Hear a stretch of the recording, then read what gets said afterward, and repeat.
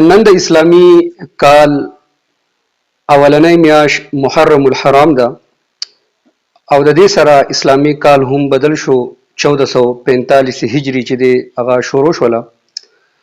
د دې محرم الحرام د میاشتې متعلق د خلکو په ذهن کې یو غلط تاثر چې دی هغه پروت دی، نو مناسب وګڼل چې دغه کم غلط تاثر چې د خلکو په ذهن کې دی چې دغه لږ د خلکو ذهن چې دی هغه صفا شي.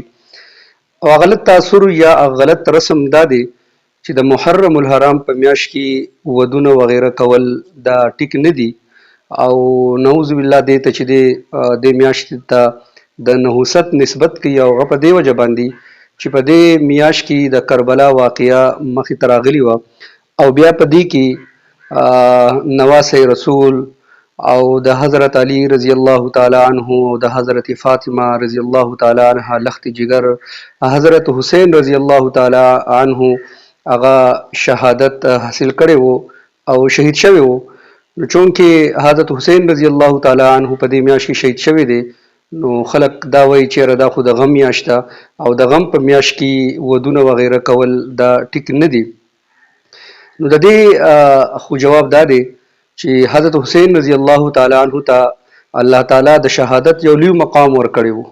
او شهادت چې دی نو دا د غم سیز نه دی چې په دې باندې مونږه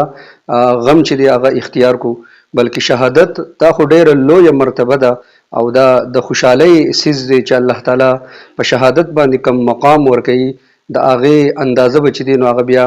د مرګ نه پس رسي. بلکې د شهادت لپاره پیغمبر علیه السلام هم چې دی نو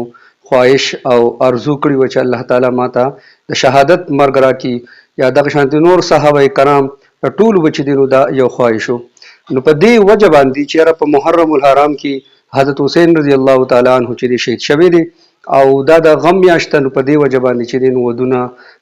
دوی نه کوي او دا یو غلط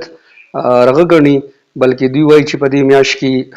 که ودونه وشوله نو هغه به ناکامه وي. نو دا یو غلط تاثر دی، دا یو غلط رسم دی، بلکې په دې میاشت کې په دې نیت باندې ودونه کول چې د خلکو په ذهن کې دا کم غلط سیس پروت چې دا ختم شي،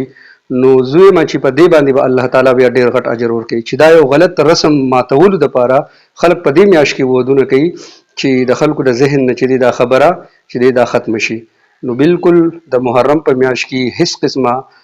سرغه نشته دی، څه قباحت نشته دی، څنګه چې د کال نور میاشتې دي. اوس که بالفرض دا مونږ دا وګڼو چې یاره د کربلا واقع په دې کې راغلی، په دې کې د حضرت حسین رضی الله تعالی عنه شهادت راغلی دی، په دې وجه باندې چې دی نو مونږ ودونه نه کوو، نو بیا خو د اسلامي کال چې څومره میاشتې دي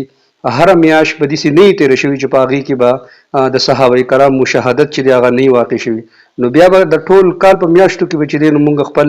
دا ودونه وغیره نه کوو، نو د دې سره خو به چې دی